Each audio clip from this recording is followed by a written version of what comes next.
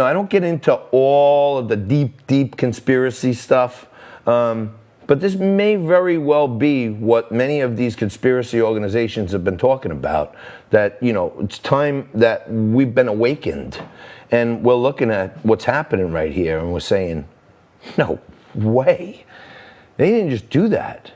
You know what I mean? Like, I'll say it like to all the ladies in the place with the style and grace. You're out with some of the girls, and you see some guy over there who's the husband of a friend, and he sees you, okay? And he's like, oh boy, I know her, that's not good. And he's with another lady. And then you turn back around 2 seconds later, and he's making out with her.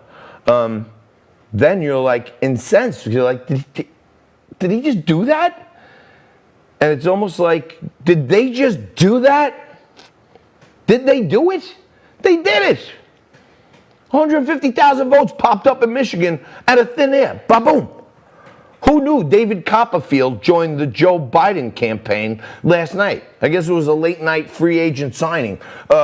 Hey, can we get David Copperfield on the phone? We need a airdrop of 140,000 votes. No. Don't make it. Don't mix them up. And make it look okay. Just make them all for Biden. That's what we want to do. And Candace Owens is out there talking about the statistical probabilities of it. There is no statistical probability except fraud, if you think about it, because there's no way 140,000 human beings all looked at each other and said, we're Trump, we're Biden. No. 140,000 people did not all vote for Biden. 100 of them, 1,000 of them, half of them. The rest of the state was at like 50-50. That's why we're locked in this mess.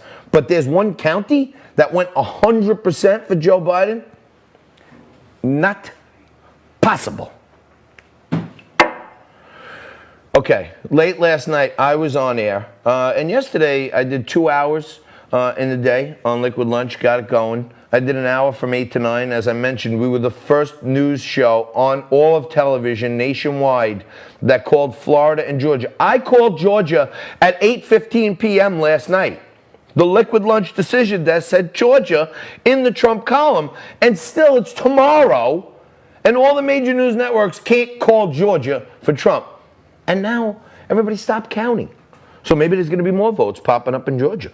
Who knows what's going on? But Trump is not confused at all. And he came on last night at midnight, right when I was on, but I stepped back and just watched. Here's what he had to say about it. So we won there. We lead by 76,000 votes with almost nothing left. And all of a sudden, everything just stopped. This is a fraud on the American public. This is an embarrassment to our country. We were getting ready to win this election. Frankly, we did win this election. We did win this election. So our goal now is to ensure the integrity for the good of this nation. This is a very big moment. This is a major fraud in our nation. We want the law to be used in a proper manner. So we'll be going to the U.S. Supreme Court. We want all voting to stop. We don't want them to find any ballots at 4 o'clock in the morning and add them to the list, okay? It's a very sad moment. To me, this is a very sad moment, and we will... Yeah. You hear what he just said? That was at like midnight tonight. We're going to the court, and we're telling them, stop counting right now, okay? Give us the totals right now. Give us the total of how many are left, okay? And he said, we don't want a whole pile of ballots to pop up overnight. So at midnight, he said at 4 in the morning, we don't want 100,000 ballots popping up somewhere.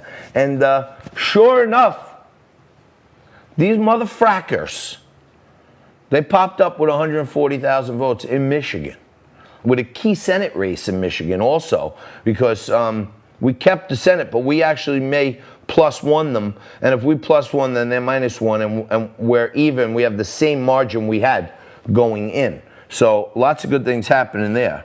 I want to, my friend Carla, who's on the show all the time. She's the executive director of the Near and Far Animal Foundation. Very committed mom, very committed philanthropist. I hadn't thought about this, but Carla posited to me in the comments, and I would encourage all of you, especially our new viewers, send me a comment. I watch them. I try to talk about the stuff that you guys want me to talk about. And Carla made a great point that I didn't think about. Carla said, maybe they're delaying everything so that they can get the anarchists prepared for the real news. And Carla, maybe you're right. Maybe they wanted to prepare them so that they could soften the blow. But I would take it one step further now that you gave me that brilliant idea. We know all the blue cities have been getting boarded up. Maybe they know they can't overcome the fraud, and they've been caught with their fingers in the cookie jar. And what they're doing now is they're mobilizing and preparing the anarchists to get out in the streets so that tonight or tomorrow, when they tell us the real deal, that Trump won Arizona and Trump won Nevada and Trump won Georgia and Trump won maybe Virginia and Trump won Pennsylvania and Trump won Michigan, when they tell us all that, they need a few days to mobilize the rats and the anarchists and the losers and looters who are going to go out and start destroying cities because they're triggered, the little snowflakes, because Orange Man bit. It's like not that hard to figure out. Call it great thinking there. I didn't think about that. They're still counting in Arizona.